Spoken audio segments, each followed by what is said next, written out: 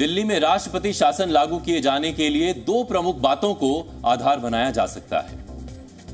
पहली वजह यह कि जब कोई सरकार संविधान के मुताबिक सरकार चलाने में सक्षम ना हो तो किसी भी केंद्र शासित और पूर्ण राज्य में राष्ट्रपति शासन लगाया जा सकता है। दूसरी वजह, जब राज्य सरकार केंद्र सरकार के निर्देशों को लागू करने में पूरी तरह से नाकाम साबित हुई हो, तब भी ऐसा कदम उठाया जा सकता है। तब राज्य की सभी शक्तियां राष्ट्रपति के पास चली जाती हैं। उपराज्यपाल दिल्ली के शासन को लेकर आर्टिकल 239 ए के तहत सरकार को निलंबित करने के लिए राष्ट्रपति से सिफारिश कर सकते हैं। इसके अलावा उपराज्यपाल आर्टिकल 239 ए के तहत राष्ट्रपति शासन के लिए संवैधानिक मशीनरी की नाकामी को जिम्मेदार ठहरा सकते हैं। दिल्ली एक केंद्र शासित राज्य भी है। ऐसे में उपराज्यपाल की भूमिका अहम हो जाती है। क्योंकि अरविंद केजरीवाल ने इस्तीफा नहीं दिया है, ऐसे में उपराज्यपाल संवैधानिक मशीनरी के टूटने का हवाला दे सकते हैं। अगर ऐसा होता है तो अरविंद केजरीवाल को मुख्यमंत्री के पद से इस्तीफा देना पड़ सकता है।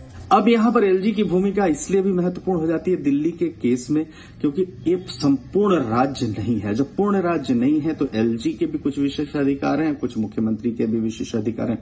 उन परिस्थितियों में एलजी का कार्य थोड़ा बड़ा हो जाता है। लेकिन जब संविधान की बात आती है, चूंकि चुनी हुई सरकार की बात है, चुनी हुई सरकार के अपने कुछ डिसीजन लैंड रेवेन्यू पुलिस को अगर आप छोड़ दीजिए तो उसके बाकी कार्य जो है यहाँ की विधानसभा करती है, और जो मैटर सुप्रीम कोर्ट तक भी गया, कई बार आप याद करिए। तो ऐसी परिस्थितियों में एलजी पूर्ण रूप से सरकार नहीं चला सकते जब तक कि कोई इस विषय में नियमावली तैयार नहीं होती है।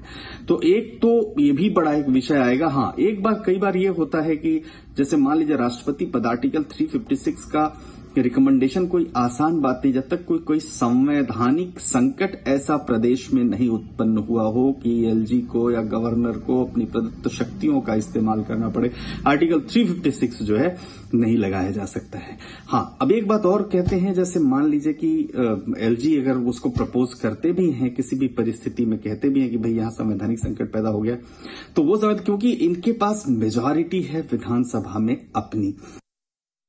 संविधान का अनुच्छेद 356 कहता है कि किसी भी राज्य में संवैधानिक तंत्र नाकाम होने या इसमें दिक्कत पैदा होने पर राष्ट्रपति शासन लागू किया जा सकता है। क्योंकि केजरीवाल के जेल जाने से आम आदमी पार्टी की टॉप लीडरशिप खत्म सी हो गई है। आम आदमी पार्टी के पास ऐसा कोई चेहरा नहीं बचा है जो आगे बढ़कर सरकार चला सके। ऐसी स्थिति में उपराज्यपाल दिल्ली में राष्ट्रपति शासन लगाने की दिशा में कार्रवाई शुरू कर सकते हैं।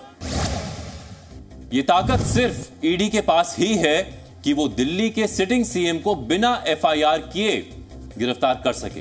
लेकिन सच तो यह भी है कि ईडी ज्यादातर केसों में दोष साबित करने में फेल हो जाता है। इसीलिए ईडी पर बार बार लगातार ये आरोप लगते हैं कि वो सरकार के इशारे पर सिर्फ विपक्ष के नेताओं पर केस करता है। तो आखिर ईडी के पास वो कौन सी ताकत है जो इसे बड़े बड़े नेताओं को गिरफ्तार करने की सुपर पावर देता है?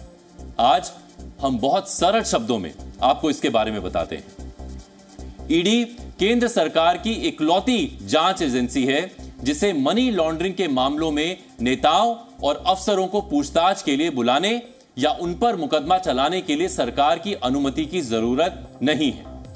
ईडी की टीम छापेमारी के साथ प्रॉपर्टी भी जब्त कर सकती है। हालांकि प्रॉपर्टी अगर इस्तेमाल में है तो उसे खाली नहीं कराया जा सकता। मनी लॉन्ड्रिंग एक्ट में ईडी जिसे गिरफ्तार करती है उसे जमानत मिलना भी बहुत मुश्किल होता है।